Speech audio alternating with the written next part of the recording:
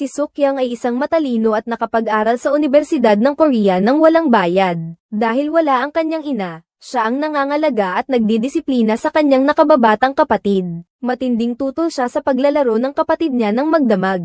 Ngunit nang malaman niyang pagtatawanan ng mga kaklase ang kapatid niya kung hindi ito makaabot sa pinakamataas na level, biglang sumidhi ang pagnanais ni Sookyang na manalo, bilang isang matalino. Umalis ka. Kaya kung paglaruan ng aking kapatid, ngunit hindi ko hahayaang pagsamantalahan siya ng iba. Kaya naman, umupo siya sa mesa ng computer para tulungan ang kapatid.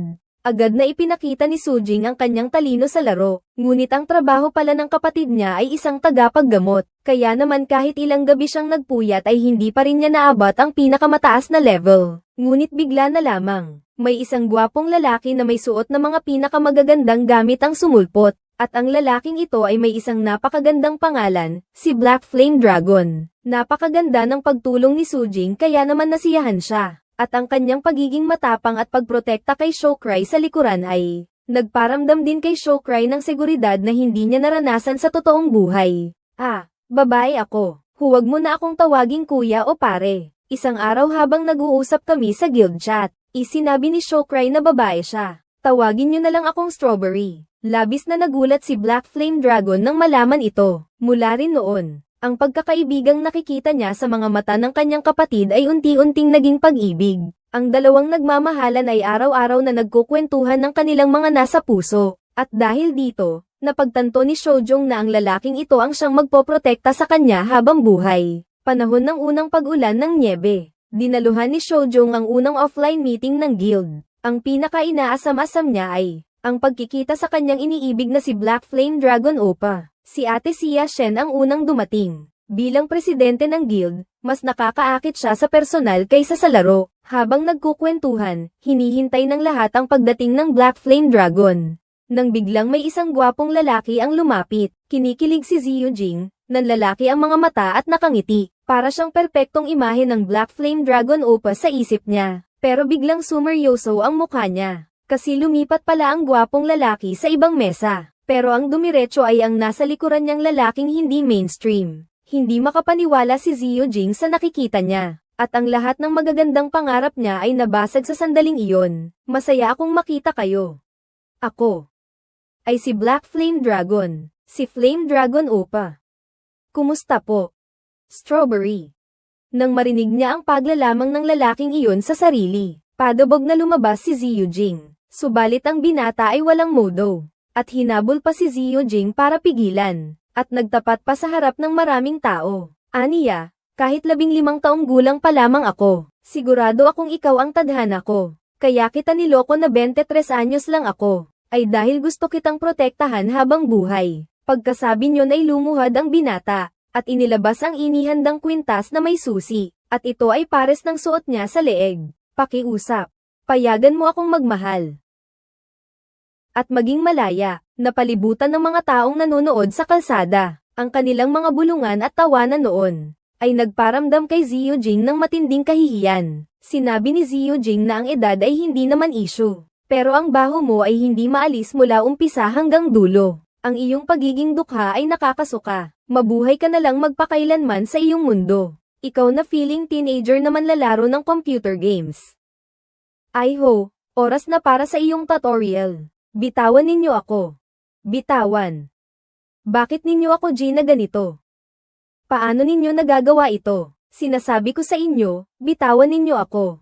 Makalipas ang maraming taon, matagumpay na nakapasok si Sookyang sa isang malaking kumpanya. Ngunit sa isang company outing, nakita niyang inabuso ng kanilang leader ang isang babaeng empleyado. Samantala, ang mga taong abala sa pagkain, ay walang kamalay-malay sa nangyayari sa ilalim ng mesa. Habang nag-iisip ang babae kung paano sisigot, muli na namang lumapit ang kamay na iyon. Array, General Manager, mukhang ayaw mo na ng kamay mong manyak, ano?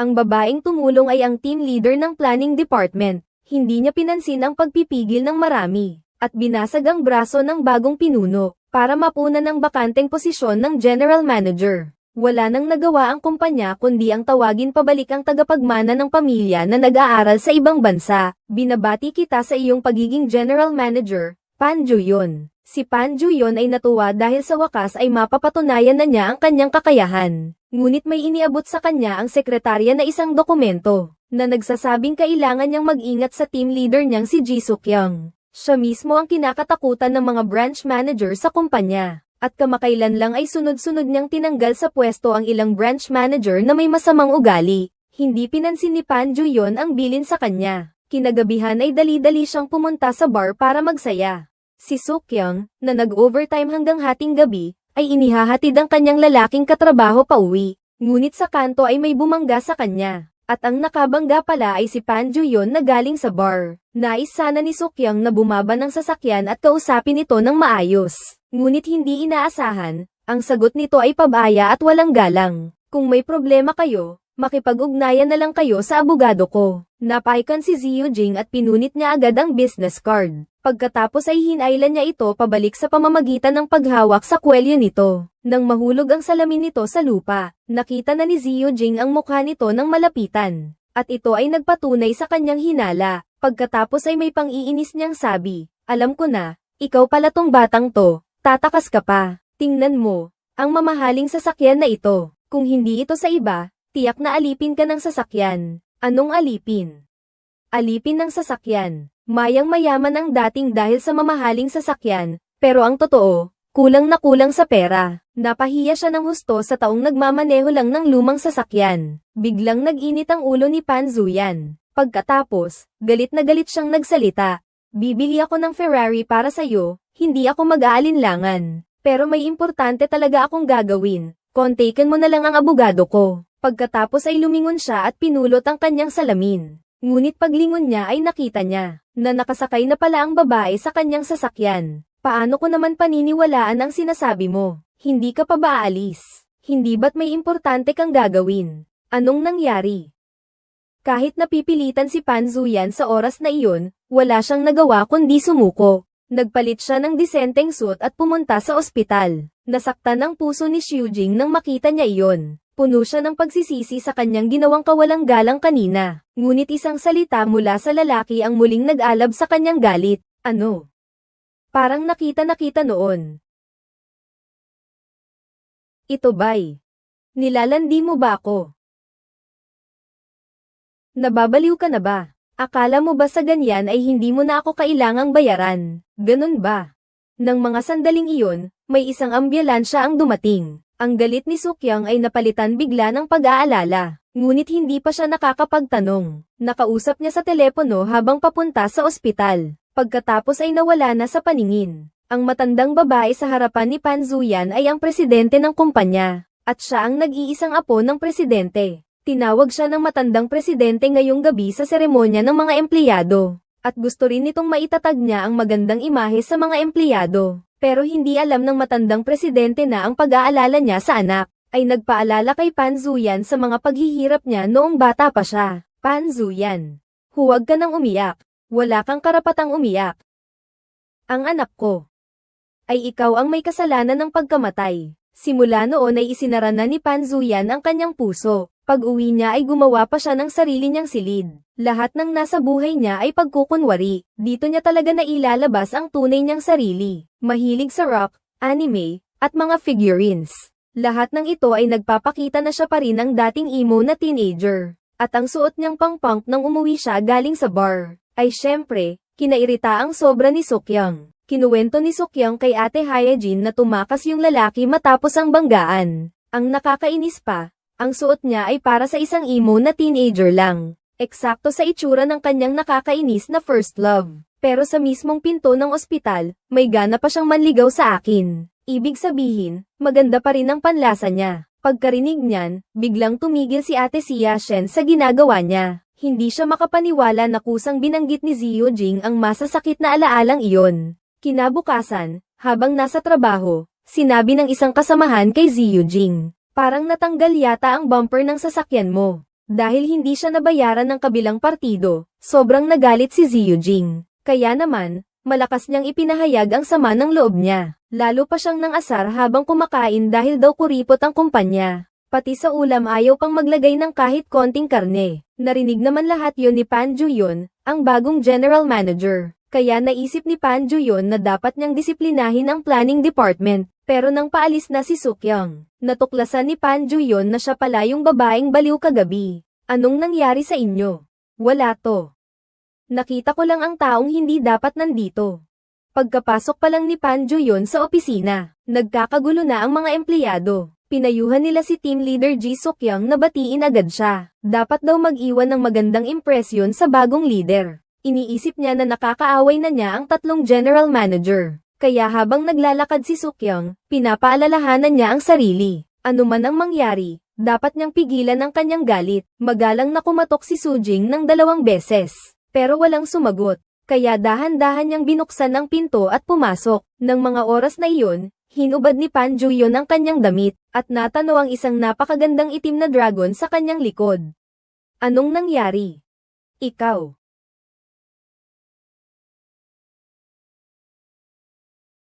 Habang magkasalubong ang kanilang mga mata, biglang uminit ang tensyonadong kapaligiran, at dahan-dahan ding ibinaba ng lalaki ang kanyang mga kamay. Baliw kang manyak.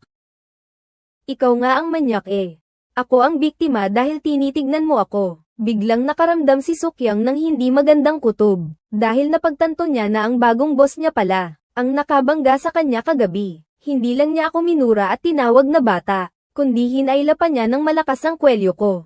Para hindi ako gumanti sa trabaho. Napilitan si Sukyang nang umiti at magsabi ng magagandang salita, pero mas malala pa pala ang nangyari kaysa sa inaakala niya. Dahil si Pan Juyon ay isang tagapagmana ng pamilya na kakauwi lang mula sa ibang bansa, dapat ay perpekto ang imahe niya sa publiko. Pero nakita ni Sukyang na may tato siya sa likod, kahit na nakapagtataka ang suot niya sa gabi. Para lang maalis ang problemang ito, iniutos ni Pan Zuyan sa mga kaibigan niya na tipunin ang mga ebidensya laban kay Ziyu Jing. At sa meeting, binastos niya si Ziyu Jing. Sinadya niyang bigyan si Ziyu Jing ng mga target na imposibleng magawa, para mapaalis siya sa trabaho. Pero ang matapang na si Ziyu Jing ay hindi nagpatinag. Agad siyang nakipagtalo sa kanya nang may matinding tensyon. Hindi alam ni Sekretarya Kwan kung bakit niya pinahihirapan si Ziyu Jing. Kaya sinabi niya rito na si team leader Ziyu Jing ay isang taong masipag at mapagmahal sa trabaho. Mahalaga pa ba iyan ngayon?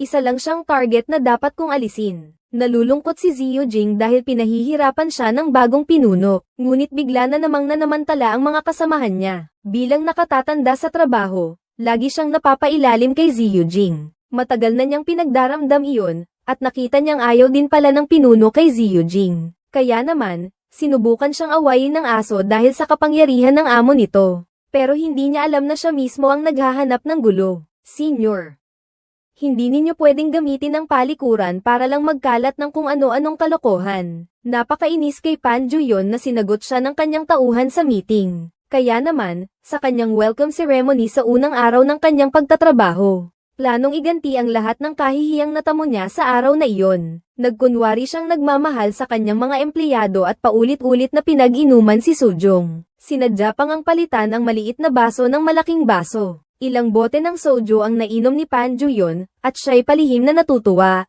Ngayon, dapat ka nang magmakaawa, ngunit hindi niya inaasahan na pinuno ni Sukyang ang baso. Sa sitwasyong iyon, si Pan Juyon ay napilitang uminom ng sunod-sunod na baso sa harap ng maraming kasamahan. Alam ni Kalihim Kwan ang kakayahan ni team leader Baek Sukyang. Para maprotektahan ng aming direktor, ang tanging magagawa niya ay ang dalhin ang mga taong ito palayo agad. At gaya ng inaasahan, hindi nagtagal, ay nagsimula ng magpakita ng lasing na si Pan Juyon sa ibabaw ng mesa. Pagmulat ni Pan Juyon ng kanyang mga mata, kinabukasan na pala. Nang makita niya ang kanyang maruming damit, ang hindi kanais-nais na mga pangyayari kagabi ay muling sumungaw sa kanyang isipan, dahil masyado kang delikado.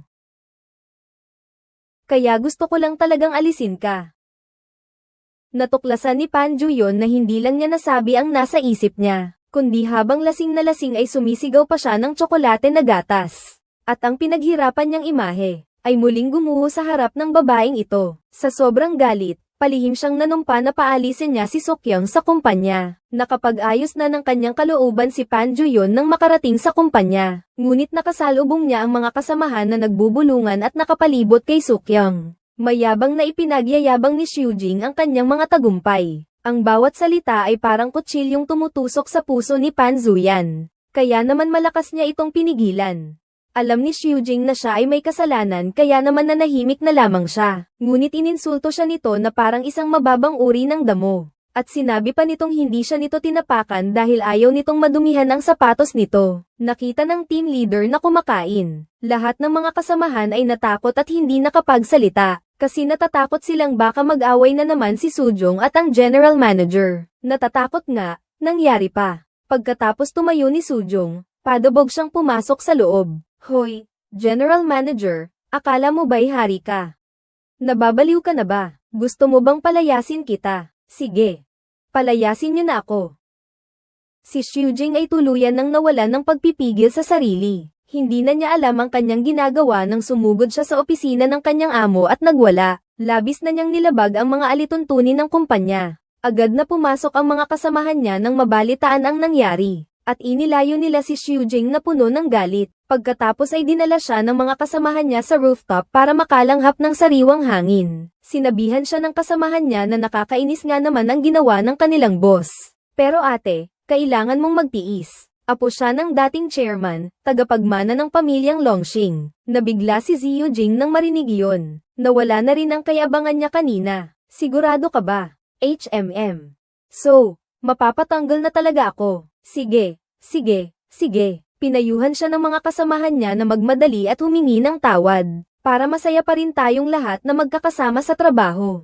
Ngunit hindi naman pala narinig ni Sukyang ang sinabi ng mga ito, bagkus ay iniisip kung paano lalabanan ng anak mayaman na iyon. Umuwi si Pan Juyon gaya ng dati, ngunit hindi niya alam na may sumusunod sa kanya. Alam ni Sukyang na malalantod ang mga anak mayaman, at iyon ang kanyang balak, ang makuha ang kahinaan ng lalaki. Para sa ganito, may magagamit na akong panlaban kapag natanggal ako sa trabaho. Nakasunod si Xiujing sa isang rock bar. Kahit na ayaw niya ang ganitong lugar. Para sa kinabukasan niya, pinilit niya pa ring pumasok. Sumasayaw ang lahat kasabay ng musika. Nakilala agad ni Xiujing ang kakaiba ang pananamit na si Pan Zuyan. Nakita niya ang mukhang nalasing na itsura nito. At nagmukhang nandidiri si Xiujing. Binuksan niya ang cellphone at tiningnan ang palihim niyang kuha na litrato. Napabuntong hininga si Xiujing, kung hindi dahil sa nakakasuklam na mukha na iyon. Halos hindi na niya makilala ang sarili. Oh!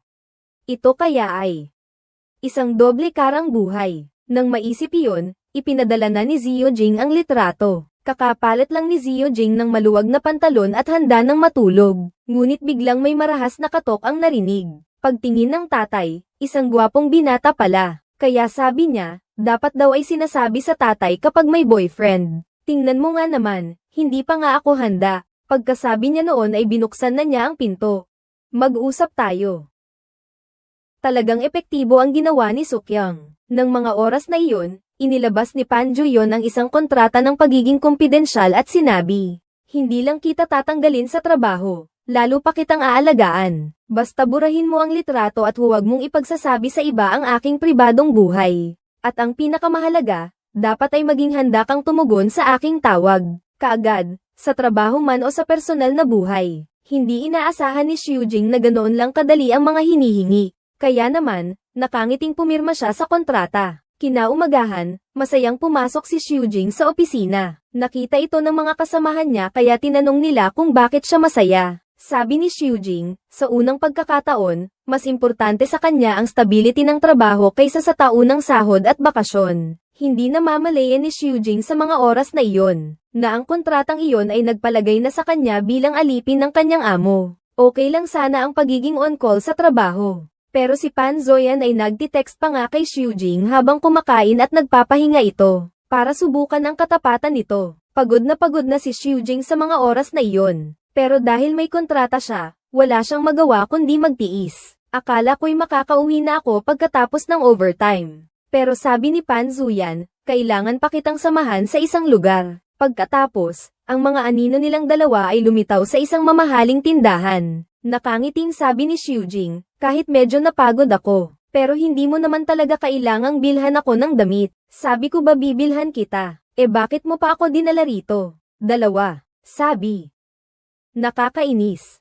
Natuklasan ni Sukyang na mas maangin pa sa kanya ang lalaking ito. Ang pinaka nakakainis, pinag-shopping pa niya ang isang babae. Kahit naman nakakasuka ang mukha ng babae. Tumulong pa rin si Sukyang sa pagpili ng damit na sa tingin niya ay bagay sa kanya. Ngunit bigla, lumapit ang sales lady na may dalang damit. Sabi ni Pan Zuyan, magpalat na siya ng damit at sumama sa akin sa isang lugar. Sagot ni Xiujing, kahit saan daw ay pwede. Pero ang damit na ito ay hindi talaga bagay sa estilo ko ng pananamit. Pero hindi pinansin ni Pan Zuyan ang kanyang kahilingan. Nang magbayad si Pan Zuyan, dahan-dahan namang bumaba si Xiujing na nakasuot ng kanyang mga stilettos. At ang kanyang karangyan ay lampas sa inaasahan ni Pan Zuyan. Dumating ang dalawa sa isang pribadong salo-salo ng mga anak mayayaman. Pumunta si Pan Zuyan para makita ang isang importanteng tao. Ayaw niya sanang makipag-usap sa iba, pero mapilit ang mga taong masayang bumati sa kanya. Dahil sa pakikipag-ugnayan ng kanilang mga pamilya, sinabihan na lamang ni Pan Zuyan si Xiujing na maghintay. Pagkatapos ay balak niyang makipag-usap sandali, ngunit biglang nakaramdam ng pag-ihi si Xiujing. Kaya naman, habang hawak ang tiyan ay dali-daling tumakbo palayo. Magalang na sumagot si Pan Zuyan sa lalaking iyon, ngunit hindi niya alam ang totoo. Sabi niya, pagkamatay ng mga magulang mo, para ka ng ulila, ang dahilan kung bakit ka pa tinutuluyan ng lola mo, ay para hindi masira ang kanyang reputasyon sa ibang tao. Kung hindi, bakit kanya tuturuan na parang aso? Ang lungkot naman at kawawa ng buhay mo. Babaeng umiinom, sumusugal. Ang mga libangan mong naiisip ay napakababaw. Para itong basura. Ano? Medyo nainis ang lalaki. Pagkatapos ay galit na lumapit siya kay Pan Zuyan. Pero si Pan Zuyan ay hindi naman umatras. Ulit niyang sinabi ng malakas ang mga sinabi niya kanina. Nang makita ang pagiging matapang ni Pan Zuyan, ang lalaki ay napangiti na lamang nang wala sa loob. Dahil alam niya na talagang hindi nila kayang labanan ang pamilya Pan. Si Xiujing ay kara-rating lang sa tabi ng pool para magpahinga. Nang biglang may lasing na lalaki na tumawag sa kanya. Samahan mo ako, para kang reyna kung pakikitunguhan kita. Sa kama. Pagkasabi noon ay balak ng hilahin ng lalaki si Sujing papunta sa kwarto. Ngunit sa harap ng ganoong kawalang hiyaan, walang pag-aalinlangang sinipa siya ni Sujing. Ang lalaki ay napasigaw na parang baboy dahil sa mataas na takong. Ang malakas na ingay ay agad na nakakuha ng atensyon ng mga tao sa paligid. Naramdaman ng lalaki na nawalan siya ng mukha, sumugod siya at balak na turuan ng leksyon si Sujing. At sa mismong sandaling iyon, dumating ang pagliligtas. Siya ay si Sukyang, ang kanyang nakakainis na amo. Ngunit ang kanyang pagtatanggol sa babae sa pagkakataong ito ay biglang nagpabago sa pananaw ni Sukyang sa kanya. Ngayoy walang pag-aalinlangan si Pan Juyon, at itinulak niya ang lalaking nang aasar sa babae papasok sa swimming pool. Pagkatapos ay hinawakan niya ang siko ni Sukyang. Mahal ko. Tara na. Anong sabi mo? Baby mo ba ako? Punong-puno ng mga tsismoso ang bakuran. Pagpapaliwanag ni Pan Zuyan, natutunan ko yan sa mga Korean novela. Parang ang ganda ng eksena. Sayang naman kung hindi ko sasabihin. Hindi mapapalabas ang emosyon ng mga manonood.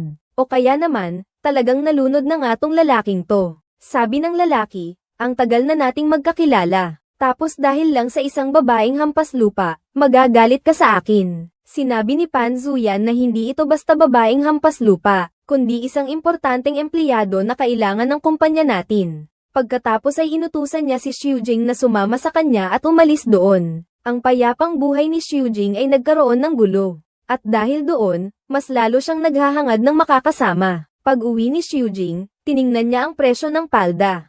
Natuklasan niyang umabot ang presyo sa mahigit 4.5 milyon na won. Iniisip niya na kung masira niya ito ay hindi niya kayang bayaran. Kaya naman dali-dali niyang hinubad ang damit. Ngunit nang masaya niyang ibalik ang damit, ay sinabi ni Pan Juyon na mayabang, may naiwan na amoy mo sa palda. Mas mabuting hintayin mo munang malinis ito bago mo ibalik. Noon ay hindi pa alam ni Sukyang. Balak sana ni Pan Zuyan na ibigay ang palda sa kanya. Ngunit nahihiya lang siyang sabihin ito sa harap ng mga kasamahan niya.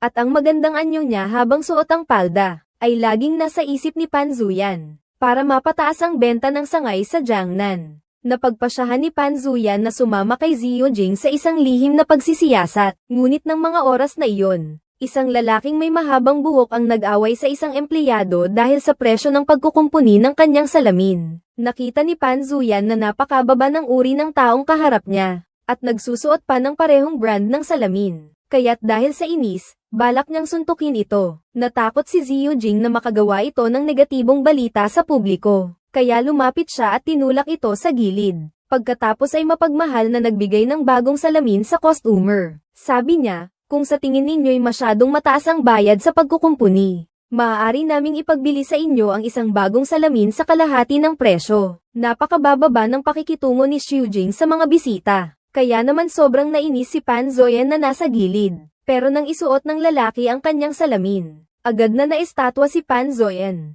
Dahil natuklasan niya na ang taong nasa harapan niya ay ang kanyang matagal nang hinahangaang rock singer, RUR. At pagkatapos ay binigyan niya pa ito ng thumbs up. Naisip ng lalaki, may taste ka naman pala. Kaya naman, kinagat niya ang bala at binili ang salamin sa halagang 650,000 won. Pagkatapos ay umalis siyang may pagyayabang, pagiling-hiling pa ang puwet. Napaisip si Pan Juyon sa kanyang walang hiya ang ginawa kanina at nagsisi. Pero ang mas ikinalulungkot niya ay ang hindi niya pagkuha ng autograph. Nakita agad ni Sukyang ang nasa isip niya. Alam niyang may mga bagay na hindi niya magagawa bilang tagapagmana ng pamilya. Kaya naman, si Sukyang na mismo ang humingi ng autograph para kay Pan Juyon. Hindi lang iyon, nakakuha pa si Sujong ng pagkakataong magpa-picture. Ngunit habang nagpo-pose si Sujong ng maganda, nagpakitang gago si Pan Juyon. Kuha na. Nang makita niya sa litrato na ang isang kamay lang niya ang naroon, halos lumabas na ang mga mata ni Sujong sa sobrang galit, pero hindi niya alam na puno pala ng pasasalamat ang puso ni Pan Juyon. Habang hinahawakan ni Pan Juyon ang kamay ni Sujong para magpasalamat, sumirit din ang fountain na parang hindi naman angkop sa oras. Bigla na lang naging mas malandi ang buong paligid.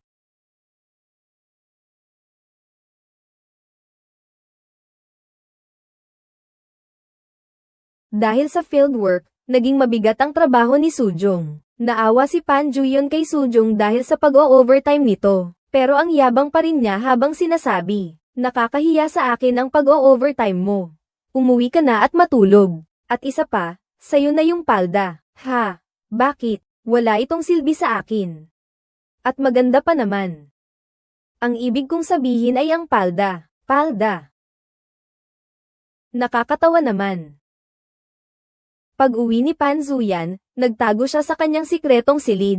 Puno ito ng iba't ibang handmade figures, at ang daming mga comics ng cartoon para sa bata. Napakalaki ng kaibahan nito sa kanyang imahe sa buhay. Nakaupo siya sa ilalim ng spotlight, nakikinig ng rock music at inaalala ang magandang araw. Mas lalong gumaganda ang pakiramdam ni Pan Zuyan. Ngunit bigla na lamang nawala ng ilaw at tunog. Pagtingin niya, nasunog pala ang saksakan. Plano niyang ayusin ito gamit ang tutorial. Pero kahit anong gawin niya, hindi niya maintindihan. Kaya naman naghanap siya ng mag-aayos sa internet. Pero dapat hindi yung kakilala mo, kundi mabubunyag ang kakaiba mong pagnanasa. Matapos matukoy ang target, tinawagan ni Pan Zuyan ang lalaki. Sinadya pa niyang baguhin ang boses niya. Pagkatapos mag-utos, nagtago si Pan Zuyan sa loob ng sasakyan at naghintay. Pero sa pamamagitan ng CCTV, nakita niyang babae pala ang dumating. Kaya dali-dali siyang tumawag ulit. Lalaki ang kausap ko kanina. Ako po ang anak ng may-ari. Pindutin lang daw po ang button sa gilid ng pinto para makapasok sa loob. Napansin ni Pan Juyon na medyo pamilyar ang boses ng kausap, ngunit hindi ito sumagot sa mga tanong niya. Dahil sa pagtulong niya sa kanyang ama, si Sukyang, ay nakakita ng isang bagay na lubos niyang kakilala. Ang pirma na pinaghirapan niyang makuha para sa General Manager. Si Pan Juyon, General Manager. Nang lumingon si Sujong, nakita ni Pan Juyon sa monitor ang pamilyar na mukha. Para hindi mahalata ni Sujong ang kakaiba niyang ugali, dali-dali siyang tumakbo papunta sa kwarto. Ngunit huli na ang lahat, dahil nabuksan na ni Sujong ang pinto ng silid na iyon. CJN, anong ginagawa mo? Sabi ni Xiujing, ako po ang tekniko na nagpunta rito para magserbisyo sa inyo. Hindi ko akalain na sa kabila ng pagiging mukhang mature at mahinahon ninyo, ang inyong kwarto pala ay napaka-childish ng ayos. Parang nasaktan si Pan Zuyan. Agad na nagpaliwanag si FX, kwarto po ito ng pamangkin ko. At pagkatapos ay balak na niyang palayasin si Xiujing. Ngunit si Xiujing ay pumasok na sa loob ng bahay nang hindi nagsasalita. Pagkatapos ay nagpatuloy na siya sa kanyang trabaho. Maya-maya lang ay naayos na ni Sukyang ang saksakan. Ngunit noon niya napansin na si team leader Pan Ju-yeon ay sumasabay pala sa ritmo ng musika, at di niya napigil ang sumabay na rin sa pag-iling ng ulo. Para siyang nasa rock bar, ibang-iba ang itsura niya. Ngunit hindi siya sinumbatan ni Sookyung. Sa halip ay kumuha siya ng comics sa estante. Tigil. Nababaliw ka na ba? Bakit mo kinuha ang gamit ng iba nang walang palem? May pirma ito ng offer na comics, sobrang pinapahalagahan ko ito. Talaga. Nalaman na ng kanyang babaeng tauhan ang kanyang sikreto. Hindi na nagtago si Pan Zu-yan. Kaya naman, galit na galit niyang sinabi, ito ang kwarto ko. Lahat ng gamit dito ay itinuturing kong napakahalaga. Ano ba talaga ang gusto mo? Sabi ni Zio Jing na parang iiyak na, wala naman akong gusto. Iniisip ko lang na ang bawat tao ay may mga bagay na gusto. At dapat lang na maunawaan at igalang yun ng iba. Isang mainit na pakiramdam ang bumalat sa puso ni Pan Zu-yan nang marinig niya iyon. Dahil sa titig nito, kusang umiwas si Zio Jing. Ngunit natapilok siya sa isang nakalawit na wire sa likuran. Nang makita iyon ni Pan Zu-yan, mabilis siyang lumapit, at hinawakan ang maliit na baywang ni Xiu Jing. Habang nagtatagpo ang kanilang mga mata na puno ng pagnanasa, si Pan Zu-yan, na matagal nang sarado ang puso, ay muling umibig sa isang babae. Ngunit hindi niya alam, na ang babaeng empleyadong ito na nakakaunawa sa kanyang mga hilig, ay ang kanyang unang pag-ibig na matinding nanlait sa kanya mahigit 10 taon na ang nakakaraan. Nang mga sandaling iyon, tumunog ang telepono ni Xiu Jing mula sa ospital. Nalaman nilang nadapa pala ang tatay niya habang nagtatrabaho at nabali ang binti. Nakita niya ang matinding pag-aalala ni Sookyung. Kaya naman, kusang nag-alok si Pan Ju-yeon na ihatid si Sookyung sa ospital. At inayos din niya ang pagpapakonfine sa tatay ni Sookyung sa VIP room. Si Pan Ju-yeon ay abala sa pag-aalaga, napakamaasikaso. Kaya naranasan ni Sookyung ang pakiramdam na pinoprotektahan. Pero isa siyang tagapagmana ng isang malaking kumpanya. Kaya hindi naglakas loob si Sookyung na sabihin ang kanyang nararamdaman. Nakita kong ang sarili kong ama ay nakapasok sa VIP room ng ospital. Usisan ng kapatid ko kung nanalo ba kami sa loto. Sabi ni Papa, inayos yun ng amo ng ate mo. Kahit kasing edad ninyo lang siya. Napakamaalaga at magalang niya. Sa aking maraming taon ng karanasan, mukhang may gusto siya sa ate mo. Sisimulan na sanang kontrahin ni Zio Jing na hindi totoo yun. Nang sabihin ng kapatid ko, Tay, nag-iisip ka na naman ng masama. Kahit kasing edad ko ang mga tao, kung ituring man nila ang ate ko na isang babae, matatandang babae rin naman ang tingin nila rito na kailangan ng tulong. Ano? Ang pagkagusto sa isang tao ay hindi may tatago. Kahit hindi hayag na sinasabi ni Pan Zu-yan, ngunit bumili siya ng bagong sasakyan para kay Xiu Jing gamit ang pangalan ng kumpanya. At nagdadahilan pa ng field trip para makasama si Xiu Jing sa kung saan-saan. Habang mabilis na umiinit ang pagmamahalan nilang dalawa, balak ni Sookyung na ipakilala si Pan Ju-yeon kay Ate Ha-jin. Pero bago pa man makapasok ang dalawa sa loob ng tindahan, biglang nakilala ni Ate Ha-jin ang general manager na iniibig ni Sookyung. Na siya palang unang pag-ibig na samugat ng damdamin niya mahigit 10 taon na ang nakakaraan. Kaya naman dali-dali siyang tumawag kay Sookyung para sabihing umalis na ito. Ate Ha-jin, nandito na ako sa may pinto. Huwag kang lalapit, huwag kang lalapit. Dumating na si Black Flame Dragon. Hindi alam ni Ate Xia Shen kung paano sasabihin kay Zio Jing ang tungkol dito. Ngunit mabuti na lang at may lalaking dumating na nagbigay sa kanya ng paraan para harapin ito. Ang taong iyon ay si Kim Shin-won, matalik na kaibigan ni Pan Zu-yan. Pumasok si Kim Shin-won sa restaurant para kumain. Ngunit aksidenteng natapon ng waiter ang bote ng red wine. Pasensya na po, paulit-ulit na nagpapasalamat ang babae. Ngunit sinabi ng lalaki, dapat ako ang magpasalamat sa iyo. Dahil binigyan mo ako ng pagkakataong makapaglingkod sa isang magandang babae. Punong-puno ng pagtingin ang mga mata ng lalaki habang nakikipag-usap. Hindi niya man lang napansin na dumating na pala ang kanyang kasintahan sa restaurant. Nakita niya kung gaano ka-friendly at ka-gentle ang lalaki. Kaya naman labis ang tuwa ng babaeng waiter. Pagkatapos ay dahan-dahan siyang lumapit sa lalaki. AHM, may girlfriend po ba kayo? A. Meron. Kahit napanatili ng lalaki ang kanyang moralidad sa pagkakataong ito, ang matagal at makahulugang pagtitig niya sa babaeng waitress, ay nagdulot pa rin ng kaunting pagkadismaya sa puso ng kanyang kasintahan. Dahil sa sobrang pagmamahal niya sa kanyang kasintahan, ipinagkibit balikat na lamang uli ng dalaga ang kanyang naramdamang pagkairita kanina. Anong nangyari? Ano ang pinag-usapan ninyo nung babae? Nandito ka na pala. Gutom na siguro ang baby. Tinatanong kita. Hindi naman sinasagot ng maayos ng lalaki ang tanong. Kaya medyo nailang din ang babae. Kaya naman, medyo naiinis na siyang sabi. Hindi na ako kakain dito ulit. Susunod na. Susundin ko na lang ang lahat ng gusto mo. At hindi na ako gagawa ng kahit anong bagay na makakapagpainis sa'yo. Nang marinig niya ang sagot, napangiti ang kanyang kasintahan. Kinabukasan, sumunod ang lalaki sa navigation patungo sa isang liblib na eskinita. At ito nga pala ang inirekomenda ng kanyang kasintahan, isang seafood restaurant. Ang babaeng may hawak na kahon ay ang may-ari pala ng restaurant. Nang makita niya ang location sa cellphone ng lalaki, masayang sinalubong niya ang mga customer papasok sa loob. Ngunit isang binata na nakayuko at nakatingin sa kanyang cellphone. Ang mabilis na nagbibisikleta gamit ang isang lumang bisikleta. Nang makita iyon ng may-ari, bigla niyang inihagis ang kahon. At pagkatapos ay hinayla ang lalaki palayo.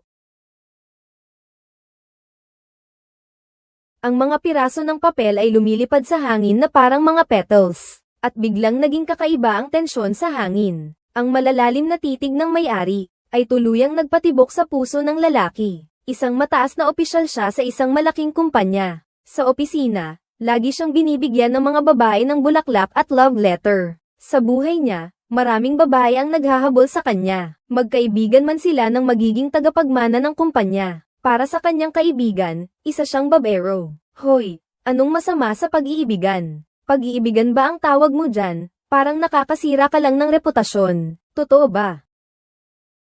Unang beses niyang naramdaman ang pagtibok ng puso para sa iba. Ngunit mayroon na siyang kasintahan. Kaya naman pinigilan niya na lamang ang kanyang nararamdaman. Subalit habang sila'y magkasamang nagpupunas ng mga kalat, dumating ang kanyang kasintahan. Sa tuwing nagkikita sila, palagi siyang masyadong palagay sa loob sa ibang babae. Kaya naman umabot na sa sukdulan ng pag-aalala ng kasintahan niya. Kaya naman naisipan niyang bigyan ng leksyon ang kanyang kasintahan sa harap ng ibang babae. Maghiwalay na tayo. Sige. Sige, maghiwalay na tayo. Wow! Ang sama-sama mo naman. Akala ko pa naman, mapapakita ko sa amo kong babae kung gaano ako kahalaga sa boyfriend ko. Pero hindi man lang siya nagpumilit na magkabalikan kami. Umalis na lang ako nang umiiyak dahil sa sobrang galit. Kailangang may some iris sa nakakailang na atmosfera. Nanguna ang may-ari na magsalita. Iniiba niya ang usapan patungo sa kanyang tindahan. Sinabi niyang madalas siyang mag-post ng mga short videos para i-promote ang kanyang bar. Pero hindi niya alam kung bakit ang tahimik pa rin ang negosyo. Sabi ng lalaki, nakita ko rin yung mga videos mo. Ang ganda ng caption, nag-like pa nga ako. Pero medyo may problema lang sa pagkuha mo ng video. Pagkatapos ay inilabas niya ang kanyang cellphone at ipinagmalaki ang kanyang galing sa pagkuha ng litrato. Nakita ng may-ari na babae na maganda nga ang kuha nitong mga larawan. Kaya naman inilabas niya ang kanyang cellphone at nais niyang turuan siya ng lalaki. Sabi ng lalaki, dapat ay adjust ang anggulo ng plato. Sabay hinawakan na niya ang plato at inilipat ng kaunti. Doon na nga nangyari iyon.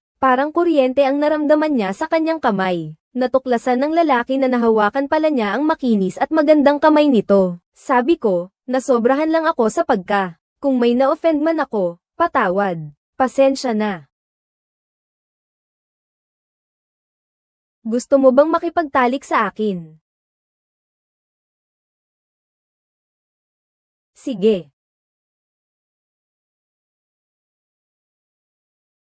Alas 5 na ng umaga, nagsisimula ng umaga. Nagmamadaling nagbihis ang babae at gustong umalis. Pero biglang tumunog ang alarm ng cellphone niya. Ginaisang pa rin niya ang lalaking natutulog. Sabi ng babae, tutulong siya sa seafood stall ng nanay niya. Pwede ka pang magpahinga saglit, wag mo na akong intindihin. Hindi naman walang puso ang lalaki. Masayang ihatid niya ang babae sa palengke ng seafood. Pagkatapos, sinabi niyang maaga pa naman ang pasok niya. Pwede ko siyang samahan dito saglit. Ang sabi ng babae, mahirap pakisamahan ang mga magulang niya. Ayokong malungkot ka dahil dito. Ngunit sinabi ng lalaki na ako raw ay isang taong gustong-gusto ng mga nakatatanda. Sabi ng babae, mas lalo ka nang hindi dapat pumunta. Baka kulitin na naman ako ni na mama at papa na mag-asawa ulit. Nakaranas ka na bang magdiborsyo? Paano? Mas lalo ka bang ginanahan? Oh.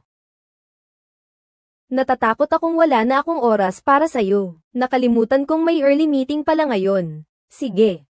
Masaya ako kahapon dahil sa tulong mo. Isang babae, noong bata pa siya, ay nakilala ang taong nagustuhan niya. Pagkatapos nilang magmahal ng 9 na taon, nagpakasal sila. Pero pagkaraan ng 1 taon ng kanilang kasal, natuklasan niya na ang kanyang asawa ay palaasa at may ibang babae. Dahil sa sakit na naranasan, nagdesisyon siyang maging single na habang buhay. Nakita ang anak na ganito ang itsura. Sa ibabaw, puno ng pagsaway ang ina. Ngunit sa kalooban, labis na naaawa sa kanyang anak. Akala ng lalaki ay isang aksidente lang ang nangyari noong gabing iyon. Ngunit ang utak niya ay hindi na niya kontrolado. Habang nagtatrabaho, palaging pumapasok sa isip niya ang mga pangyayari noong gabing iyon. At ang mas nakakamatay, nakita niya ang bagong post ng lalaki. At hindi niya namalayang napangiti siya. Ikinagalit din ito ng husto ang kanyang matalik na kaibigan. Anong tawa iyan? Nakakainis. Ako ba? Natawa ba ako? Hihihi. Unang beses ko palang itong maranasan. Mas mabuti pang magkita na lang. Kaya naman lagi na lang may kasama siyang kaibigan sa pagkain sa maliit na bar. Habang kumakain, binanggit ng kaibigan niya ang ex-girlfriend nitong si Yunhee. Sabi pa nito, pinakiusapan siya ni Yunhee na ipakilala siya sa akin. Sagot ng lalaki, dahil wala na kami, hindi na kailangang magkita pa. Napailing na lang ang kaibigan at sabi, masyado ka kasing maraming babae, pare. Kaya hindi mo pinahahalagahan si Yunhee, napakagaling pa naman nun. Pagkalabas ng bar, nagtatakang tanong ng lalaki sa kaibigan, bakit kahit nakatalikod na siya, lagi ko pa rin siyang naiisip, gusto ko siyang makita ulit ng buong puso. Akala ng kaibigan niya ay si Yunhee ang tinutukoy niya kaya't sabi nito, tingnan mo, gusto mo pa rin pala si Yunhee. Puntahan mo na siya ngayon. Ako na lang ang magtataksi pa uwi, ganito pala ang magmahal. Abay syempre naman. Ganito pala magmahal ng isang tao. Muling lumitaw ang anino ng lalaki sa bar. Tulala ang babaeng boss sa musika at hindi napansin ang pagdating niya. Patuloy pa rin siyang sumasayaw sa ritmo ng musika. Medyo awkward man ang pagsasayaw niya. Parang lalong na ay in love naman ang lalaki sa kanya habang pinapanood siya. Nang matapos ang kanta, hindi napigilan ng lalaki ang pumalakpak ng malakas. Tinatanong siya ng babaeng boss kung may naiwan ba siyang gamit. Magalang na nagsalita ang lalaki. Maaari ko po bang malaman ang inyong pangalan? Binibini. Malaya at buong tapang na naglakad ang may-ari papunta sa counter. At basta na lang inabot ang kanyang business card sa kausap. Nang malaman ang pangalan ng kausap, nagsalita na ang lalaki ng kanyang matagal ng pinag-iisip ang sasabihin. Si Xia Shen pala. Oo. Gusto mo bang maging tayo? Tinanggihan ko.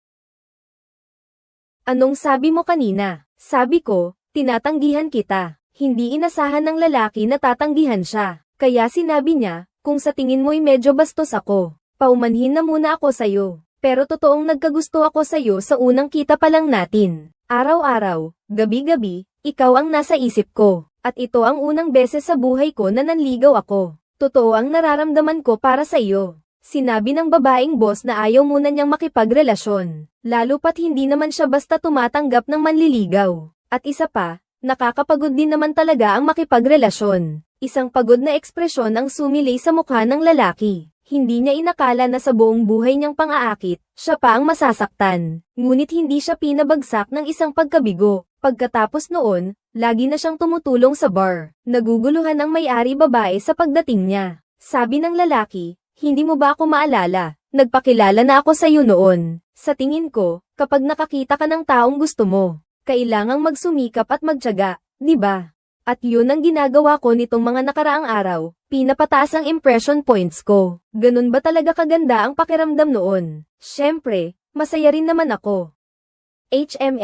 Parang kaya pang ulitin. Pero 3 beses yata ay hindi pwede. Hindi ba't magkakaroon na talaga ng something sa amin? Ayoko naman noon. Ang mga salitang iyon ay walang alinlangang nagpatulo ng malamig na tubig sa lalaki. Sa sandaling iyon, wala siyang nagawa kundi ang mapait na ngumiti para itago ang kanyang pagkapahiya. Sa pag-uwi, ang lalaki ay mukhang wala sa sarili. Ngunit kinabukasan, Nang siya'y pumasok sa kumpanya kasama ang kanyang matalik na kaibigan, siya ay nakita ni Xia Shen na nagdala ng bag para kay Ziyu Jing. Nang paalis na si Pan Zuyan, biglang hinayla ni Xia Shen ang kwelyo ng lalaki, tapos ay dinala niya ito sa isang sulok. Ikaw, pumunta ka ba para makita ako? Sagutin mo muna ako, magkakilala ba kayo ng mabuti? Oo, napakakilala. Alam mo rin ba ang tungkol sa unang pag-ibig niya? Tungkol sa unang pag-ibig. Ito ang kanyang sumpa at ang kanyang kahinaan. Hanggang ngayon, matapos ang kanilang pag-uusap, nalaman ni na pangalan at pangalan, na pareho silang nasaktan ng husto 10 taon na ang nakakaraan. Kaya naman, bago pa nila matuklasan ang tunay na mga pagkatao ng isa't isa, planong pigilan nila ang anumang pag-usbong ng pag-iibigan sa pagitan nila. Kailangang paghiwalayin sila agad, hanggang sa habang buhay na hindi na nila makilala ang isa't isa.